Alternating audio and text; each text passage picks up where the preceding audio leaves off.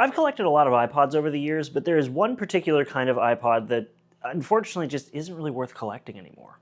That iPod being the iPod Touch. I mean, don't get me wrong, when these things came out, they were really cool. They were like the iPhone without the phone, and you could do pretty much everything the iPhone could except for make phone calls, and when they added FaceTime, you could even do that. But nowadays, there's really nothing you can do with them.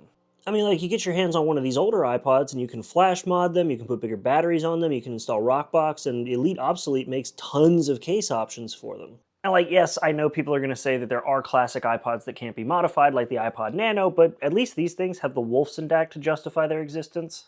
And I better not see anybody in the comments saying the iPod Shuffle isn't worth collecting, because without modification, it is still the perfect runner's companion. But with the iPod Touch, like I said, it's kind of an iPhone without the phone, so what you have now is an outdated iPhone without the phone. So you have not so great cameras, not so great speakers, not so great microphones, and outdated software, which means you can't install any new apps from the App Store. Now, with that being said, the one thing that has aged on this 4th gen iPod Touch better than any other iPod is the display, because this is a Retina display, which really was ahead of its time back in the day. But even with that being said, you can still get hotspots on these Retina displays. And if you get yourself a 1st, 2nd, or 3rd gen iPod Touch, well, that Retina display advantage is just gone.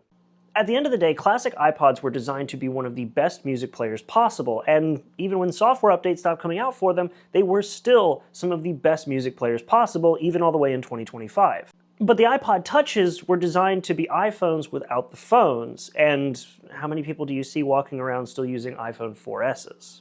If you're like me and you want to listen to music without the distractions and notifications of a modern smartphone, get yourself an original iPod. The fact that these were designed to be single-task devices to listen to music on the go means that even in 2025, they are still good at that job.